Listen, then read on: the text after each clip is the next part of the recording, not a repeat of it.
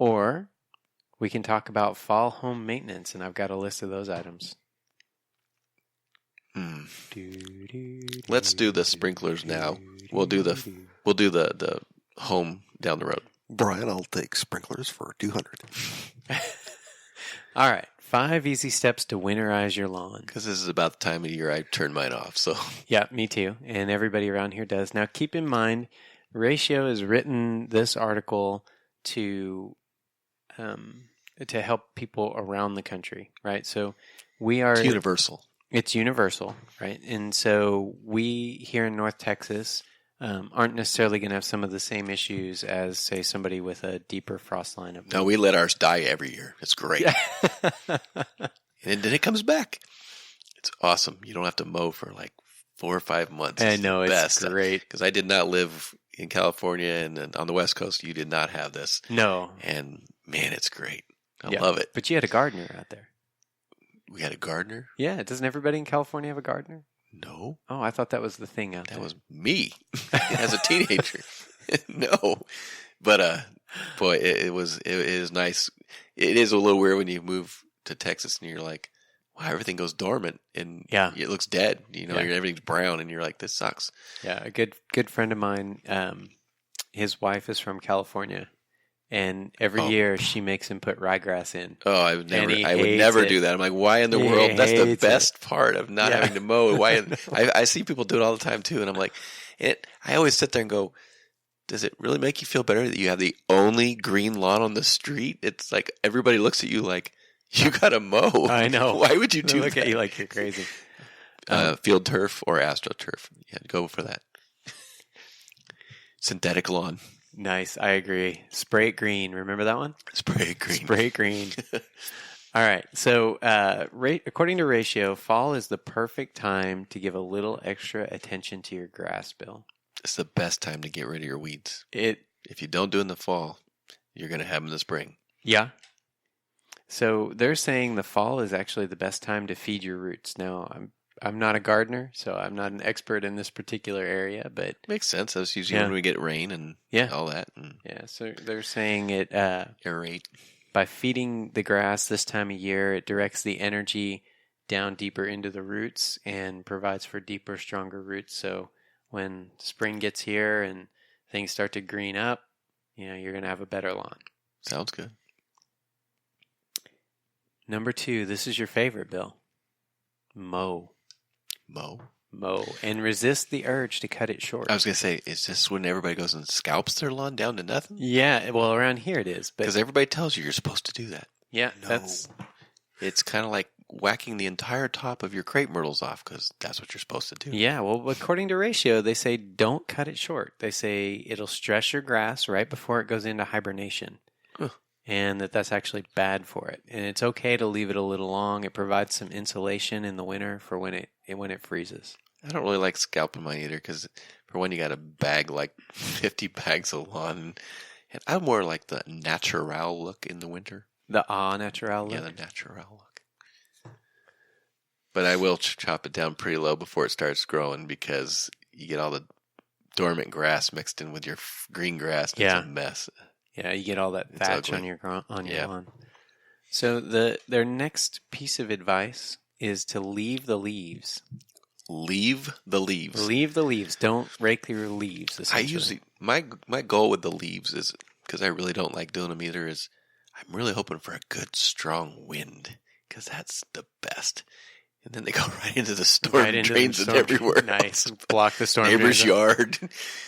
Oh, I had one yard. My first house here was like this funnel where everybody's house funneled into my yard. Oh, there you go. I got everybody's leaves. Nice. Oh, it was horrible. Well, at least you didn't have I used to have a house with a porch that was a horseshoe.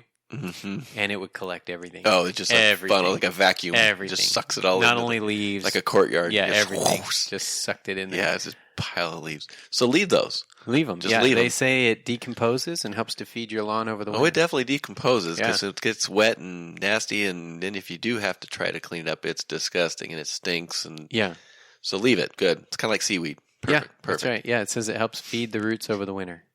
Feed the roots. I would love to know how many people actually Well, there's plenty that do leave it. I get that, but Yeah. Hey, do they have, usually the other neighbors are looking at you like, "Really? Are you just going to leave that?" yeah. And do those people have greener lawns in the spring? They probably do. I'm going to quote ratio when they come complaining, but it says right here, Leave the leaves. you guys are idiots. When you get that HOA nastygram. That's right. It says right here, hey, I'm going to have the healthier lawn. That's right. And a lot of grubworms and frogs and snakes and all kinds of good stuff. Yeah, maybe so. Yeah. Aeration. Oh, I love aeration. Aeration. I like golfing, so. Yeah, you wear your golf I shoes. hate when they do it on the golf course, so the ball does not roll true. It bounces. Doink, doink, doink. I don't know. I'm not a golfer. Well, they go in with those rollers and it plugs the and it greens. pulls the plugs. Yeah, well, and they do it to help it breathe and get more. Yeah, the same reason they do it at home. It gets all the nutrients and all the fertilizer and everything goes right down. It helps air and water reach the roots. But you got these little clay noodles everywhere. They're kind of funny. Yeah, but they usually lower the fees when they do that. Yeah. Also, before you go and have that done, make sure you go and flag all your sprinklers. Because they aerate those steel rods that are going into the ground. They'll find them really quick. Yeah, that's if a professional does it. But apparently they make special shoes with spikes on them. I would pay to watch someone do it with shoes. I've never, especially like 6-inch spikes. Yeah, they're pretty long spikes. I can't stick a shovel in the ground 3 inches and be able to get it back out of the ground. I want to see someone. It'll pull them off their feet instantly. Glue their feet to the ground. It'd be like sticking your foot in deep mud and pulling your boot right out. It stays in the ground. You know what? We should video. You know what, Brian? I think you should be the person that does this. I'm willing to give it a shot. We will watch this. It'll be like the snowshoes with spikes on the bottom. All right. So the last one in their advice column here is to winterize your sprinkler system. Now, that's not as big an issue here in Texas because our sprinkler systems tend to be buried below the frost line. Yeah, our frost line cannot be very low here. I mean, it's probably very high here. So. It is, yeah. We have a very high frost line, and our sprinkler systems tend to be below that.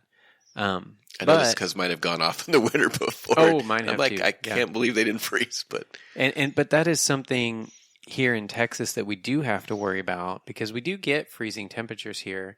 And so when we talk about winterizing our sprinkler system, it's less about draining lines and things like that and more really about making sure that you're not going to create an ice skating rink on your sidewalk. That's right? no fun. That's no fun. No, that actually happened to my mother once. Yeah. She was walking out of her house and walking the dog, and she got to a neighbor's house that the sprinklers had gone off at night, and she didn't realize it. Right. She fell on the sidewalk and busted all of her teeth out. Oh, my goodness. Yeah, it was horrible. Yeah, that sounds terrible. And that's a real thing, right? And then water can spray into the street, and now you've got cars that are skidding across the road. Not only that, if you have a YouTube channel, that might be fun to watch. It might, yeah, right. So what you're saying Russian is dash cam the video. best fix for this is to just go ahead and turn that knob to the off position in the winter. Turn the knob to the off position in the winter, Then or no longer have the timer going off and running, sure, which you see all the time. Yeah, so. You could also have a freeze sensor on your system, right? So at least here in North Texas, our winters are weird, right? So we might get a day or a week of 30-degree weather and then a day or a week of 70-degree weather. Yes. And so if you've got a freeze sensor on your sprinkler system, it'll run when the weather's nice and it'll shut itself down when it's too cold to run. And you when it's too cold to run, you don't just have to worry about ice on the sidewalks and the streets and things like that. Most people around here will get overspray on their house. Mm-hmm. They'll get overspray on their foundation. Fence. Or if you're... Air conditioner. Yeah, exactly. And it'll destroy those things. And it'll destroy it pretty quickly. Winterize your sprinkler system. Good to know. Turn it off. Yeah. Turn it off. Get a freeze sensor. Anything along those lines. So... All right, Bill. There's the music. That's it. We're wrapping this thing up. We're wrapping her up. All right, well, thank you for listening to House Fluent Inspections. We hope you enjoyed the podcast today. Remember, you can tweet at us at HouseFluent or go to housefluent.com to book a home inspection, read articles about stress-free home buying, home selling, or home ownership, or just generally get to know us. So, Kelly, what's coming up on the next show? A big announcement. A big announcement? Yeah. We're going to be going live soon. Oh, no. Oh, man. We're not that good. No. No, we're not, but we're going to fake it until we make it. But we are mildly entertaining, aren't we? Thank you today Certainly to are. Bill Beck, our producer, Kelly Lamont. Music today and every day is provided by purpleplanet.com. So, Bill, you ready to go trim some trees? Yes. We're going to do it live. We're going to do it live? Hey, look, I think if we put an ad on Facebook, we can find some people to hire us. I don't know, but I'm going to go get you those aerating boots today. 'Cause I want to see that. I want to see you wear them while trimming the trees. You can do a lot of things at the same time. Yeah, climb the tree. Gosh darn, that's a good idea. I like it. All right.